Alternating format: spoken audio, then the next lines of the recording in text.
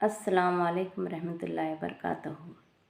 زندگیاں بیت گئی اور قلم ٹوٹ گئے، زندگیاں بیت گئی اور قلم ٹوٹ گئے، تیرے اوصاف کا ایک باب بھی پورا نہ ہوا۔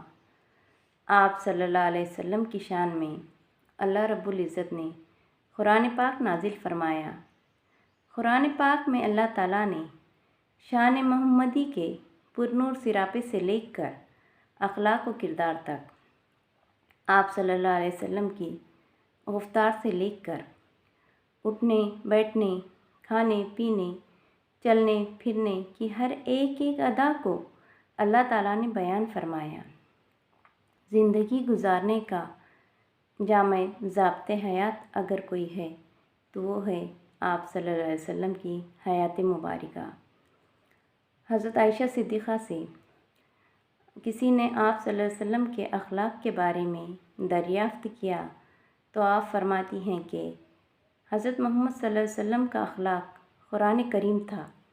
آپ صلی اللہ علیہ وسلم کے اخلاق کا آئینہ قرآن کریم ہے۔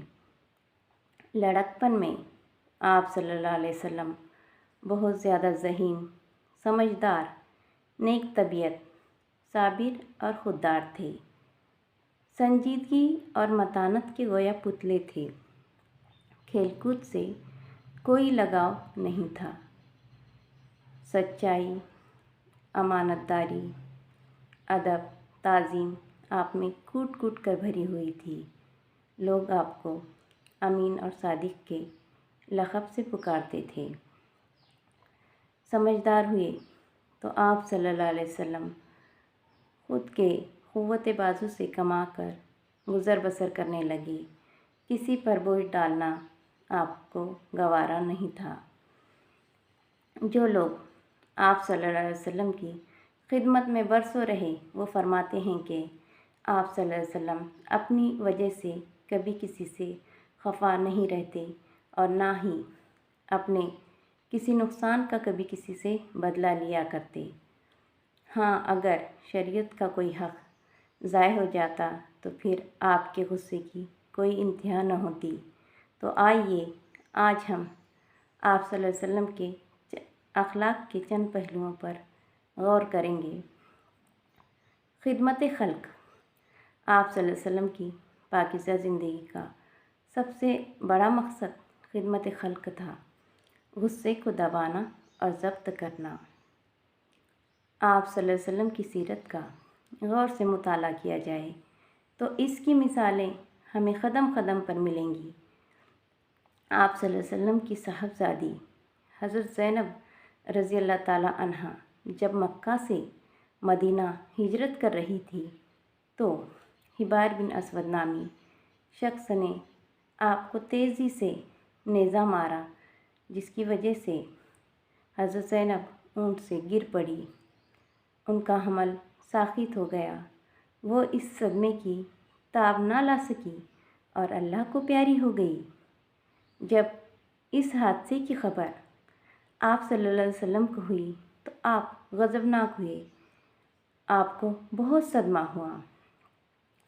لیکن جب حبار بن اسود نامی شخص نے اسلام قبول کیا اور آپ صلی اللہ علیہ وسلم سے معافی کی درخواست کی تو آپ نے انہیں معاف کیا۔ اسی طرح وحشی بن حرب، جس نے آپ صلی اللہ علیہ وسلم کے محبوب چچا حضرت حمزہ کو قتل کیا تھا، انہوں نے اسلام قبول کیا اور آپ صلی اللہ علیہ وسلم کی خدمت میں حاضر ہوئے اور آپ سے معافی کی درخواست کی۔ تب آپ صلی اللہ علیہ وسلم نے کہا کہ وحشی، تمہارا قصور معاف ہے، لیکن تم میرے سامنے نہ آیا کرو۔ تمہیں دیکھ کر مجھے اپنے شہید چچا کی یاد تازہ ہو جاتی ہے۔ حیا دلیری۔ جہاں آپ صلی اللہ علیہ وسلم کی حیا کا تعلق ہے، حضرت سیدنا ابو سعید خدری فرماتے ہیں کہ آپ صلی اللہ علیہ وسلم پردہ نشین کنواری لڑکی سے بھی زیادہ حیادار اور پاکیزہ تھے۔ آپ صلی اللہ علیہ وسلم پر کوئی چیز ناگوار گزرتی تو آپ صلی اللہ علیہ وسلم کے چہرے انور سے ظاہر ہو جاتا تھا۔ حضرت انس رضی اللہ تعالیٰ عنہ فرماتے ہیں کہ آپ صلی اللہ علیہ وسلم سب سے زیادہ حسین و جمیل، سب سے زیادہ سخی و فیاض اور بہادر تھے۔ غزوہ احد میں بڑے بڑے بہادر اور جگردار تتر بتر ہو گئے اور میدان خالی ہو گیا۔ اس وقت حضرت محمد صلی اللہ علیہ وسلم اپنے خچر پر اسی طرح سکون اور ثابت قدمی سے اپنے مقام پر موجود تھے جیسے کہ کچھ ہوا ہی نہ ہو۔ شفقت اور نرمی۔ آپ صلی اللہ علیہ وسلم نرم دل اور نرم لہجہ تھے۔ آپ کی آنکھیں جلد نم اور اشکبار ہو جاتی۔ کمزور اور بے زبان جانوروں کے ساتھ آپ صلی اللہ علیہ وسلم نے نرمی سے پیش آنے کا حکم کیا ہے۔ آپ صلی اللہ علیہ وسلم ہر چیز کے ساتھ اچھا معاملہ اور نرم برتاؤ کا حکم فرماتے۔ اگر جانور کو ذبح بھی کرو تو اس طرح کرو کہ اسے زیادہ تکلیف نہ ہو۔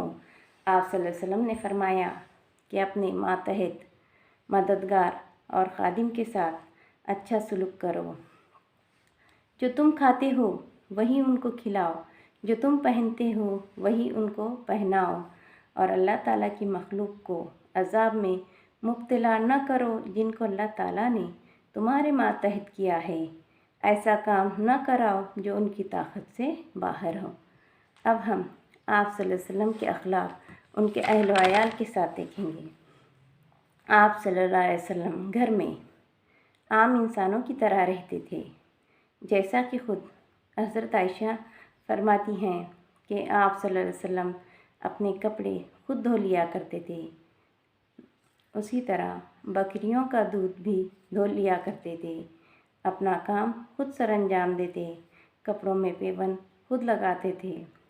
حضرت عائشہ سے پوچھا گیا کہ آپ صلی اللہ علیہ وسلم گھر میں کس طرح رہتے تھے، تو حضرت عائشہ رضی اللہ تعالیٰ عنہا فرماتی ہیں کہ آپ صلی اللہ علیہ وسلم گھر کے کام کاج میں لگے رہتے، جب نماز کا وقت ہوتا تو نماز کے لیے چلے جاتے۔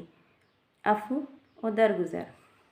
حضرت عائشہ فرماتی ہیں کہ میں نے پوری عمر یہ دیکھا کہ ہر کیفیت میں آپ صلی اللہ علیہ وسلم نے عفو و درگزر کا اظہار فرمایا، کبھی بھی کسی کو ہاتھ سے نہیں مارا سوائے جہاد کی حالت میں، نہ عمر بھر کسی خادم کو مارا، نہ کسی زوجہ کو مارا۔ حضرت انس سے روایت ہے کہ میں نے 10 سال حضور صلی اللہ علیہ وسلم کی خدمت کی، اس دوران آپ نے مجھے کبھی اف تک نہیں کیا اور نہ میرے کسی کام کے بارے میں کہا کہ تم نے ایسا کیوں کیا۔ جو کام میں نے نہیں کیا اس بارے میں کبھی نہیں کہا کہ یہ تم نے کیوں کیا۔ کھانے پینے کے متعلق اخلاق۔ آپ صلی اللہ علیہ وسلم خدا کی معمولی نعمت کو بھی بڑی نعمت سمجھتے تھے، جو سامنے آتا اس کو واپس نہ کرتے بشرطے کہ ناجائز نہ ہو، اگر نہ ملتا تو صبر کر لیتے۔ آپ صلی اللہ علیہ وسلم کھانے کے لیے بیٹھتے تو اول ہاتھ دھو لیتے اور پھر بسم اللہ پڑھتے اور پھر کھانا تناول فرماتے۔ آپ صلی اللہ علیہ وسلم کبھی کرسی یا میز پر کھانا نہیں کھایا، بلکہ آپ صلی اللہ علیہ وسلم کے لیے زمین پر دسترخوان بچھایا جاتا اور آپ صلی اللہ علیہ وسلم کھانا کھاتے۔ اللہ کی نعمت میں کبھی برائی نہیں نکالتے، کسی کھانے میں کبھی عیب نہیں نکالتے تھے، اگر پسند ہوتا تو تناول فرماتے، اگر خواہش نہ ہوتی یا پسند نہ ہوتا تو چھوڑ دیتے۔ شکر گزاری۔ حضرت محمد صلی اللہ علیہ وسلم ہر وقت ہر لمحہ اس میں لگے رہتے کہ اللہ تعالیٰ کا شکر ادا کیا جائے، کوئی موقع ہاتھ سے جانے نہیں دیتے۔ ایک روایت میں ہے کہ پہلی بارش پر بارش کے قطرے زبان پر لیا کرتے تھے اور اللہ تعالیٰ کی اس نعمت کا شکر ادا کرتے تھے۔